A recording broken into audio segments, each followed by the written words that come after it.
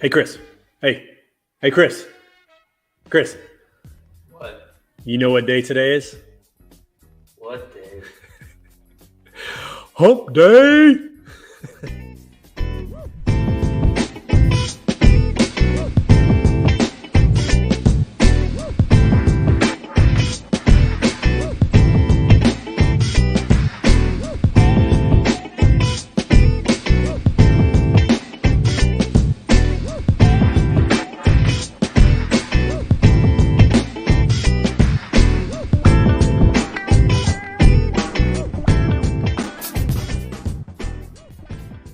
What's up, everybody? Trey Griggs here, Beta Consulting Group, and you are here for episode 160 of Standing Out, a daily podcast about sales, marketing, and leadership. We're climbing up to 200 episodes, going to be there before the end of the year. Super excited about that. It is Wednesday, everybody. It is Hump Day. Hope you're having a great week out there. We've had an awesome week of shows this week, so make sure you check them all out on demand. You can look on our YouTube channel right here on LinkedIn, YouTube, Twitter, or Facebook, and you can also catch them on audio podcasts wherever you download podcasts. So make sure you subscribe to the channels. That way you'll get every episode on your drive home or wherever you like to listen to podcasts. We've got an awesome show today. Can't wait to bring my guests up today. But before we do that, got to give a shout out to our sponsor, the TAFs, the good guys in Freight Factory. Listen, if you're driving a truck and you're struggling with cash flow or needing discounts on fuel or tires, they are the ones to reach out to. TAFs.com. Tell them Trey sent you, or easier than that, just simply put the link or click on the link that we're going to put into the comments today. That's going to take you right to my landing page so they know that I sent you.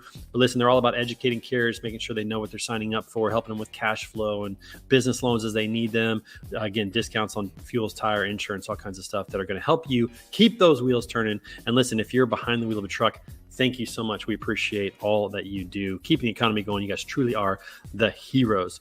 Also, listen, we got some really cool swag items from the swag store, and we got a new coupon code. I want to point this one out today. We got a new water bottle today. This is Iron Minds water bottle.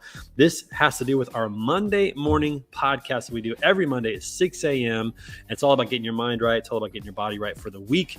As we say on that, as iron sharpens iron, so one person sharpens another. So be sure to go pick up an Iron Minds water bottle or something else at the store, and there's a coupon code because it's October and it's spooky month. The coupon code is SPOOKY. All capital letters, SPOOKY. Get 20% off your entire order. And when you get your swag, make sure you take a picture of it or a video and send it to us. We would love to see you sporting the swag. We appreciate it. Appreciate the support. And I love seeing you guys with the swag out there floating around. Also, along with Iron Minds, we got the Tough Mudder Charity Challenge coming up in Dallas, October 29th, 2.5 weeks away, into full training mode right now and drinking lots of water, getting ready for that. We're going to be raising some money for charity and having a great time down there in Dallas. So if you are in the Dallas area, you're in decent shape, and you want to join our team, you can still do that by going to toughmudder.com/events/Dallas. And you can join the Iron Minds team for that. It's going to be awesome and super excited about that. Also, just to let you know, tomorrow we got another great guest on the show. We got Andrew Sobko of CDL 1000 who's going to be on the show tomorrow. So make sure you come back at 10:30 for that episode. Chicago freight broker. You don't want to miss it. He's got a lot of good stories to talk about and a good dude. All right. So I'm excited to bring my guest on today. I met him about a month and a half ago at a client event. He was the speaker, one of the keynote speakers there. I had a chance to hear him speak and get a chance to talk to him a little bit and just realize this guy's sharp, one of the sharpest knives in the drawer. So I had to get him on the show to talk about what he's doing. He is running the Alabama Trucking Association, maybe president, maybe CEO. We'll have to get his title when he comes on, but he's a great dude. Everybody give it up for my good friend, Mark Colson. Mark, what's up, man? Hey, Trey. Thanks for having me. Excited to be here. Yeah, man. Good to have you. Okay. Are you president or CEO? What's the title? Titles are superfluous. Don't worry about it. It's an honor to be part of the Alabama Trucking Association. So it runs me, and I've got a great team. So I'm blessed to be here. You are the man with the vision behind the Alabama Trucking Association, and that's really all that matters. Down in the Birmingham area, I believe is where you guys are located. Is that correct? Well, Montgomery, the capital. You're Montgomery. Okay. Statewide. I live out of my car, so you're all over the place. Yeah, that's for sure. So talk a little bit about what you guys are trying to accomplish at the Alabama Trucking Association. What's your mission, vision? What are you guys shooting for? Well, there's been a lot of talk about, the BHAG, big, hairy, audacious goals. And I think about that stuff a lot. It's this balance, just like if you're in business, if you're in sales, if you're in any business, you have to balance the vision and the long-term dream of the day-to-day blocking and tackling of what you want to accomplish. In Alabama, the trucking industry is the top 10 in the country. I mean, we're a top 10 association. We're a top 10 industry in the state. Most people don't know that. I mean, our jobs in Alabama, trucking industry jobs, represent about 1 in 15 jobs in Alabama. We're super proud of that. About 35,000 trucking companies. That's a tremendous impact when you talk about the men and women who work and live in our state. And it's a great way to make a living. It's a great way to provide for your family. And so our job, I mean, one of the most exciting parts of my job is just to be a cheerleader, an aggressive advocate for the men and women who work in our industry and the companies that call Alabama home and the companies that operate here. And, I feel like we've done some great things. This is a well-established association and organization, a well-established industry, but we can always be better. And so when I started in this job in June of 2019, and then within the first year, COVID struck. You never know what challenges are going to be before you. It was to understand, to learn, but also to bring some energy, bring some passion. God has a sense of humor. I've learned that. I grew up, for instance, while it has nothing directly related to how I landed in this job, I grew up changing truck tires for my family's tire business that my grandfather started. His son-in-law, my father, and still runs it, called Blowout Tire Company. And so I'm intimately familiar with the tire industry, with the trucking industry because of that. And again, has nothing to do with while I'm here today, except for establishing a really big perspective of small business owners and hard work. But I didn't find my path in that business itself. But it sure meant a lot to our family. And so now that I get to work with the trucking industry from the association perspective, it's just a blessing. Well, it's always great to hear people's story about how they get into transportation. Most of us who are in this business never set out to get in this business, but somehow we found ourselves here. And a shout out to our good friend, Dr. Mark Manera, one of the best as well in the industry, helping with supply chain fitness. Thanks for joining the show today, buddy. Appreciate that. Yeah, I mean, we got a lot to talk about. I didn't realize there were 35,000 carriers just in the state of Alabama. That's a tremendous number, and 1 in 15 jobs. I mean, that's a significant part of the economy in Alabama. Talk a little bit about like maybe just your experience, like how did that come to be? Why is it such a big part of the state economy? Well, geographically, where we're located, infrastructure, the interstates that cross our state, we have a good culture. I mean, we have a culture that supports the industry. We have historically, the steel industry in Birmingham, which is still big, but back in the day was really big. So Birmingham and that region is a big flatbed hub for the country. We have a huge agricultural sector, from livestock to plant-based agriculture. And so because of all those economic impacts, I mean, trucking just has a home here. And we're fortunate from a policy standpoint, too, to have elected officials and policymakers, whether it be at the legislature, the governor's office, the DOT, law enforcement, that appreciate and understand our industry. And we work in a collaborative approach. Not that means we're on the same page 100% of the time, but I can say that when we come at a problem, we come with a problem-solving mentality, and they do too. And it's very appreciated. And it's not like that in every state. I get to work with my counterparts in other states. We have a strong 50-state federation of state trucking associations. Even Hawaii, has a strong trucking association. Alaska as well, and great leaders in all 50 states. And some of my counterparts operate in states that are much more difficult to operate in than Alabama. And so we're blessed to be here, but we can always be better. And that BHAG for us is, I mean, I want Alabama to be, we're in the top 10. I want us to be number 1 for trucking, to live, to own a business, to work as a professional driver or diesel tech or dispatcher, to start a business, to move your business here. I want Alabama to be thought of as the best place to be in transportation and logistics. Well, you're doing a great job being a cheerleader right now, and certainly being in a southern state where the weather is pretty good most of the year makes it a little bit easier, to run and to create a hub and those types of things. And so it's awesome just to hear, the work that you're doing and what you're trying to accomplish, what's going on there in the state of Alabama. Talk a little bit for a minute about the politics of this. We're moving into political season, campaign season. I mean, we're less than a month away from midterm elections, which are going to have, ramifications on policy, potentially some gridlock in DC, or maybe, who knows, maybe one party sweeps, the Democrats keep everything and keep moving agendas forward. How does that impact, Alabama? What's some of the work that you guys are trying to do to really represent drivers and make sure that policies are created that are going to benefit them as much as possible? Well, one of the most important things we do as an association, and our partners at the American Trucking Associations do a fantastic job as well at the federal level, is educating lawmakers. I mean, to just understand the impact that trucking impacts every sector of the economy, even those that don't directly use it. And we've seen what inflationary cost impacts, business to business, and in retail for any product, raw goods, raw materials, and finished goods. So inflation's real, and transportation is right in the middle of feeling that. And so, again, if you're a state lawmaker or a federal lawmaker, it's important that you understand the fabric of our economy, and we're the veins that commerce moves through for most part. In Alabama, we move 86% of everything for any community. Nationally, it's 78%. So anything that moves anywhere, 86% in Alabama comes on a truck and from a trucker. And so it's important that they understand that, and all the other. I like to share with lawmakers too. We're an unsubsidized industry for the most part, and that's not to criticize those that receive government incentives or subsidies, but it's just important for them to know we're not subsidized for the most part for tax incentives purposes and all that kind of stuff. And we pay regulatory fees over and above, what a normal business would pay. And I think we're probably one of the most highly regulated and feed and taxed industry, maybe behind healthcare in the country. But we also have a tremendous story to tell. I mean, look at the impact. You hear a lot about environmental impacts, getting the electricity. We could spend a whole podcast on all that. But since in the last 10 and 20 years, the trucking industry has made a huge and positive impact on the environment. Clean diesel, the more efficient trucks are. Congestion is still a problem. Congestion is one of the number one reasons for, pollution to the environment. But it's one of those things that you want to look at the negative a lot of times, but a lot of times we need to make sure they understand the positive impacts that we've had. Safety is always number one, and one life lost on the highway, whether it's a commercial vehicle or passenger vehicle, is too many, and that happens too much.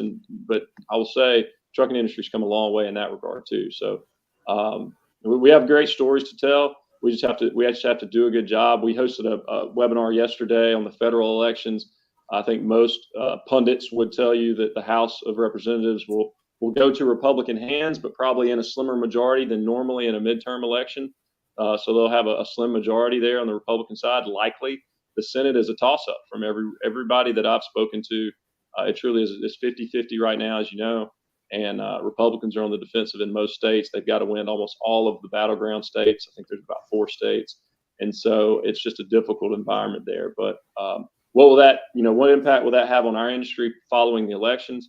Obviously, we've seen a lot of policies that we didn't like over the last several years. We've been able to get a lot of that out of legislation. But I think what everyone should pay attention to post-election, especially if Republicans control one branch of government or even both branches of government with a Democratic White House, is watch the regulatory environment, watch the departments of labor, the IRS. When you can't get things through Congress, you go to the bureaucracy, you go to the agencies, and so a lot of activity will happen there, and that requires a lot of effort to make sure that things are happening that don't negatively affect your business. So. Yeah, the political side of business is always really interesting to me, and from a trucking standpoint, hearing you talk about that is great today. I remember as a teacher, it always amazed me that the people making policy for education aren't educators and really don't know much about education, have never been in a classroom. And I think the same thing is true here. You've got politicians who oftentimes are career politicians, not all of them, but a lot of them are. And a lot of times they've never been in the seat of a truck. They've never, moved freight. They've never, created a good that needed to be shipped somewhere. And so education is such a big part of that. But also, even on top of education, how much is just plain old dollars just impacting the policy, impacting lawmakers on there? Because you can educate them till the cows come home, but if somebody pays them more money, does it matter? Yeah. Does the education actually work? I'd love to hear that. Yeah, in my experience, politicians are good people. I mean, truckers are good people. Lawyers are good people. 95% of a group, or I learned this playing small college football. I mean, if you have one guy on your team is a knucklehead and gets in trouble, then you're all a bunch of dumb jocks, right? I mean, I get it. And I've worked really closely with, in Alabama, our state legislature, and I know many of them very personally, know their families. No, good people trying to find solutions to real problems. It's in a political environment that's different than a business environment, and so you operate differently. So I've never found that the money game is you don't buy influence for the most part, and for those that you can, those are not the kind of people that most of us want to deal with. But it does take money to run your business. It does take money to run campaigns, and so you got to be in the game. And that's why I'm proud of the trucking industry at the national level and here in the state. We do engage in the political process because you can't just sit on the sidelines. I guess the comment normally is if you're not at the table, you're on the menu kind of thing. And so we aggressively raise money for political action. We support candidates that support our issues. We try to use our dollars now, like really not before in this cycle, to run ads to talk about our issue sets and candidates at the same time, to use that environment to influence public perception about trucking in a positive light. And so, we're in that political space. It's not a safe place. It's not a comfortable place, but it's a place where things happen that affect our members, that affect people who work and live in trucking, and they're focused on running their business, right? They're focused on making profit. They're focused on taking care of their employees. So that's why I like to say we live at the intersection of politics and business, and it's a busy intersection. That's right. Maybe the crosshairs might be a better phrase for that. We've got some crosshairs on our backs. I mean, we mainly not from politicians, but from plaintiffs' attorneys.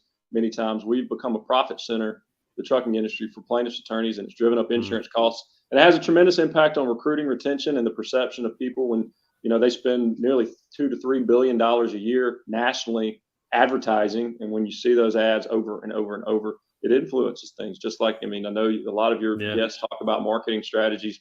And so we're the victims of that at times. The justice system, I'd like to say, is there to adjudicate conflict and to provide justice and compensation for injured parties. And that's fine. And we believe in that. And if there are people who are injured, not just physically, but through any claim, that's what the justice system is there to go sort out. It's not there to just generate profits for attorneys.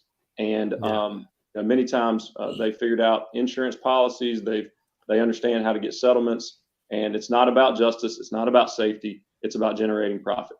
And it has caused a tremendous crisis in our industry for auto liability coverage. Yeah, it is. I agree with that. I think tort reform and some of those things are really major issues, especially when it comes to lawsuits that are nuclear verdicts and on all those types of things that have a massive impact on the industry. And I'll just to interject there, and sorry, but on the nuclear verdict front, you hear about those. They make great headlines. They do impact things, but it's really not that. It's the volume of small claims that are little filed. Things. They get, it's like death by 1,000 cuts. And that, in my opinion, has created more of a crisis than even the nuclear verdicts, though they play a tremendous role as well. Yeah, it all kind of fits into your analogy, which I thought was really great about the football team. You go one dumb jock, and it kind of messes the perception up for everybody else. It seems like that's pretty common in that regard, and that does impact recruiting, retention, for drivers. So let's shift gears for a minute and talk about that. One of the things that you're working on, as you said, is telling the stories, and part of telling the stories is recruiting people to come be a part of this incredible industry. Get behind the wheel of a truck or join a trucking company and support the drivers and those types of things. Talk about the state of trucking from your perspective in Alabama and nationally. What are you seeing that's good, and what are you seeing are areas that really need to work on? Well, when I started in 2019, and again, I had a certain level of understanding of the trucking industry. And let me be candid up front. I've never hired a professional driver. That's not my job. I've never been in that job. So I'm not here to tell trucking companies how to recruit and retain employees. That's not our role. But as I kind of went on this discovery phase of talking to the thought leaders, I would say in the trucking industry in Alabama, drivers included, as well as outside of the state, when within that first year of the job, obviously the driver shortage, and this was before the COVID issue started, it's been around for 20 plus years, probably as long as trucking's been in existence, talking about the need for skilled workforce. And I would hear it, we need more drivers. We need more drivers. And so, being kind of the fresh face, I would say, well, what do you think we should do about that? And, what I found was there are some companies, big and small, who are doing some really innovative things. But for the most part, we were mainly complaining about the problem and not honing in on solutions. And there's two sets of solutions. And we talked about this when we met a few months ago, was that one of the hardest things to do in this life is to change someone's perception. You can change the facts, and companies are doing that right now. You look at company pay, you look at driver pay, the facts are changing, but still perception shift takes longer. It lags behind. And that's our role. We're in the perception business. Yeah, that's right. And so that doesn't mean we don't tell the truth about the reality, but it means if someone has a misconception, we've got to reprogram and rewire their brain. And that is very difficult to do once your brain either consciously or subconsciously makes up its mind about what you feel or what you think about something or someone. And so that's the business that we're in. So on this journey, I'm really proud of the leaders in the Alabama Trucking Association in our state, because they said, this is our problem, even if it's not, directly related to us, because most companies, here's the truth in trucking, that aren't large fleets are not able to hire entry-level drivers because of insurance requirements, which is related to the, lawsuit abuse that we just talked about. So here we are, and I'm a cheerleader, and I love being out there talking about, because when you meet these companies and you meet these professionals that work in our state, that work in our business all across the country, they're passionate. They're talented. They live on that joy factor that I talked about down there, not the suck factor. I'll tell that story. But they're on the joy side of business. They love what they do. They understand that it plays a bigger role in society and for their community. And you want to share those stories. But we sometimes I felt like, hey, okay, we're talking about go get training, you can come to a job, but we can't hire you until a couple of years later. So this has been a discovery process for us. And what's really come out of it is accepting that driving and painting a picture of the trucking industry in Alabama that is a viable career path is our job. That's our job. It's not the government's job. We're not delegating that job to anyone else. That's our responsibility. And so leaders stepped up and said that. And even if they're not the first ones to hire people once they come into our industry, they understand that we've got to be a conduit for telling that story, not just for drivers, again, diesel techs, but all the different career paths.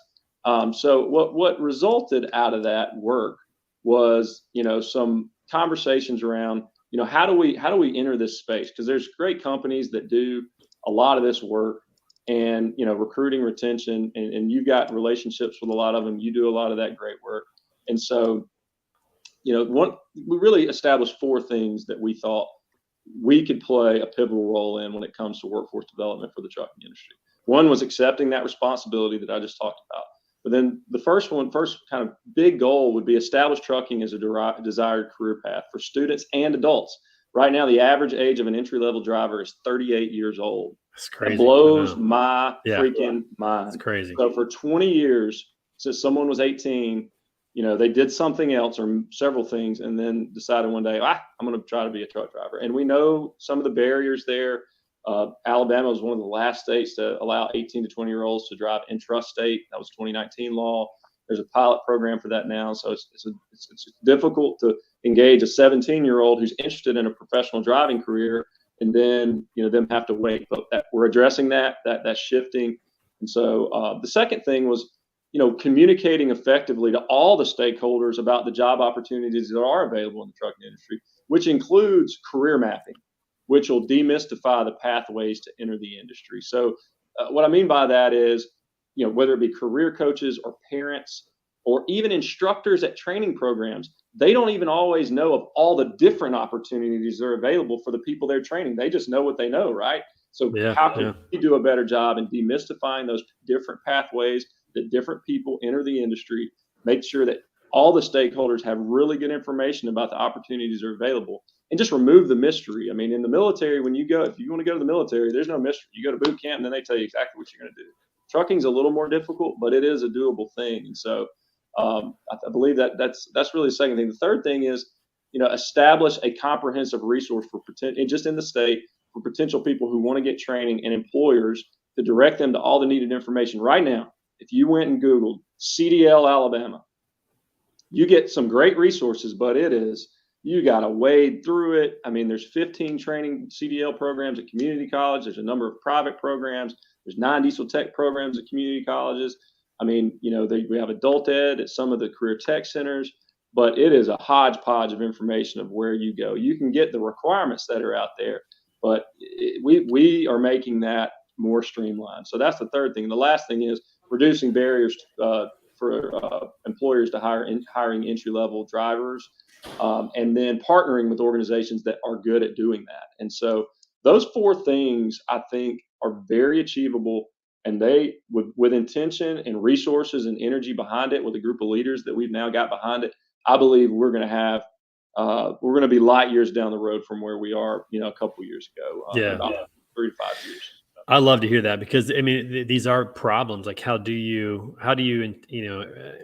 get kids interested in trucking jobs when schools oftentimes don't promote it? the guidance counselors aren't promoting that. They're promoting college. Go to college, go do that. And there's nothing wrong with college, but man, sometimes you can make a really good living driving a truck, and college isn't for you. And I don't think that we promote it in a way that makes it a desirable thing. So I love the fact that you're doing that, and that you're addressing the 18 to 20 problem, because like you said, if you tell somebody at 17, hey, get into trucking, it's a great career. Oh, by the way, you got to wait till you're 21. Well, those 3 years, they're going to find something else to do.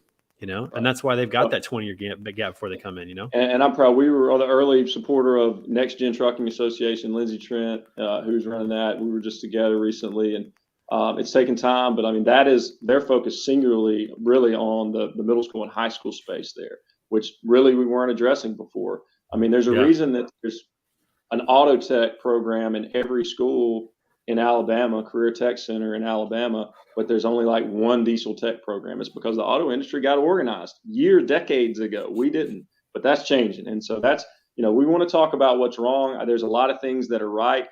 People just know it takes time in this space.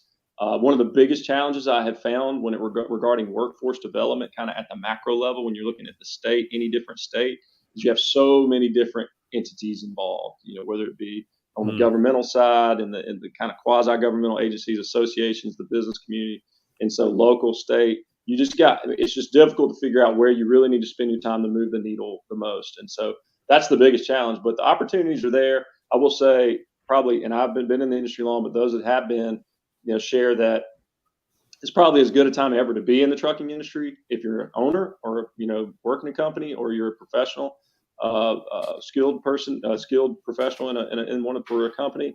And, I believe no matter what happens to our economy, we cannot take our foot off the pedal when it comes to talking about career paths in trucking and transportation and logistics, because even in whatever economic, hill and valley we're on, it's still going to be something that we have to sustain over the long run. And so I believe our leaders here have committed themselves to that. I know I'm committed to that. Our association's committed to that. And we're just never going to take our foot off the pedal. Do you guys have a program where you go into high schools to talk about recruiting? Because I remember, when I was in school at the lunch table, you'd have the Army recruiters, the Marine recruiter was there, and you'd have people talking about maybe some colleges would be there talking about community college or whatever it is. Do you guys have any programs where you're going into schools to specifically talk to juniors and seniors about the trucking opportunities? So I'll highlight some things, and I'll share a passion project with you on that. Is that yes, we have a number of companies, and it's best done at the company level. The best thing that could happen is local companies connecting with local workforce development boards. A lot of times now, like our workforce councils in Alabama, there's 7 of them. They host career exploration events. One is called Worlds of Work. We've engaged there. I mean, there's different ones. But so yes, companies do that. We've done some of that. But our road team, we have road team captains that are drivers that go to schools. We've been doing one a week for quite some time now. That COVID. This semester, That's cool. Tell some stories from driving. Yeah. But one of the things, and this Lindsey Trent and I have collaborated on this, and it's one of my frustrations because I got to speak to some student groups to do this because I love engaging at that level, even though I'm not a company owner, but I can still share a lot of those stories and share a lot of perspectives and tell and showcase to them people that might look like them. Hey, I look like her. I can drive a truck. I have a great presentation on that, but I didn't feel like we had a comprehensive set of resources that anybody, a career coach, you, me, whomever, could take to really communicate effectively all those different job opportunities. A driver that's already going into school to talk about how to safely drive around trucks. They do the Share the Road program, but also shift and talk about the career side. And so the second part of that is going to a career fair is cool. Showcasing that's cool.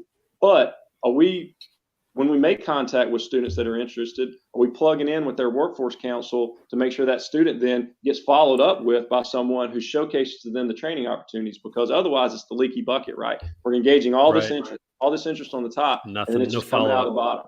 So there's some cool technological things that I have a dream about there. But again, stuff takes time. I'm impatient, so I'm trying not to run myself to death. But we got a lot of other things we work on besides workforce. You want everything done tomorrow, right? But trying to be patiently ambitious is tough. That's right. That's for sure. But the answer to your question is yes, but we need to get even better and more strategic and engage students. When we do spark an interest in them, we got to make sure we follow up with them, shepherd them to where they want to be, and that takes love and encouragement. I mean, there's a lot of noise out there. A lot of noise out there. What I think you guys are doing is awesome, man. I'm so glad you're able to come on the show and talk about what the Alabama Trucking Association is doing and the other states are doing, the national level as well, because we need that. We need to tell those stories. So I appreciate you coming on today and being a part of the show. Hope you come back and see us again sometime real soon, man. Great. Thank you for having me. Absolutely. And make sure you come back for tomorrow's guest. Andrew Sobko is going to be on the show. We're going to have a great time talking with him and just talking about his company in Chicago and freight brokerage. So maybe we'll talk about drivers a little bit on that end as well. And we'll see you guys tomorrow for another episode of Standing Out, daily podcast about sales, marketing, leadership. Mark, thanks so much, man. We'll talk to you soon. Thank you, brother.